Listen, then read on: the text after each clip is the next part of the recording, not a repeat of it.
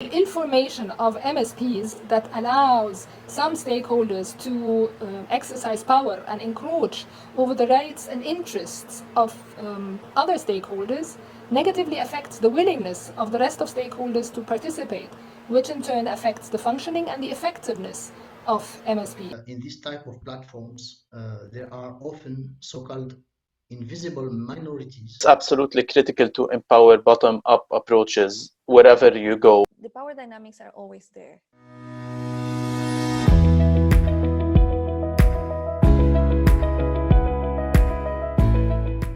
I lead the water policy and regulation area of work at IWA.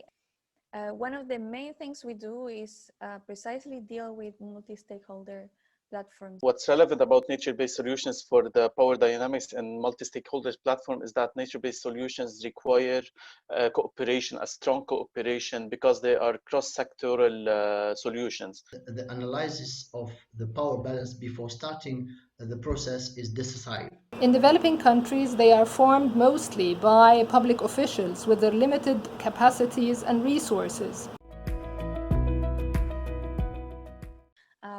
When we gather people in the same room to work around a particular objective, it's both important to understand where they are coming from, what are their concerns, and understand that there will be power struggles. It's also necessary to accept a kind of non-neutrality in the design of the process, because we are trying to prepare the less strong participant to face the strongest ones. If they were formed in order to leverage money and funds, in such case, the percentage of contributions of the different stakeholders most probably is going to determine the power, the extent of power that stakeholders can exercise. There are strong government silos that lead to lack of coordination, lack of sharing of knowledge, and lack of unifications in programs and policies.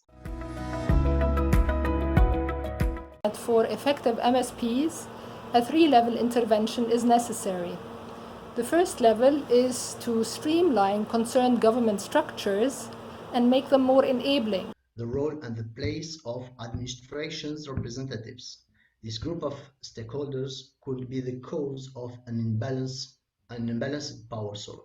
And provide public officials with benefits and reward them on the effective functioning of MSPs. Put aside for a moment the politics, then it's really easy for them to find commonalities.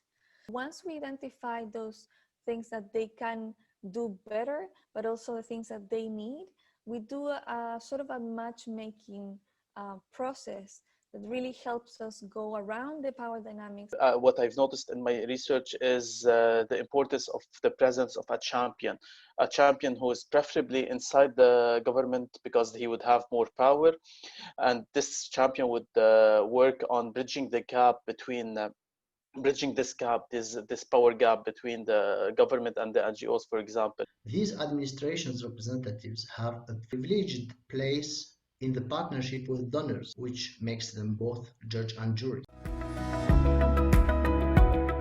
The creation of trust is essential. Trust allows a smooth interaction between the stakeholders. Normally, trust takes a long time to be created. To expedite the process, the MSPs should be supported by the effective formal conflict resolution channel as a backup system in case of deviation from agreed upon objectives and the inability of MSPs to sanction violations and violators. Not everyone should reach out to a central actor.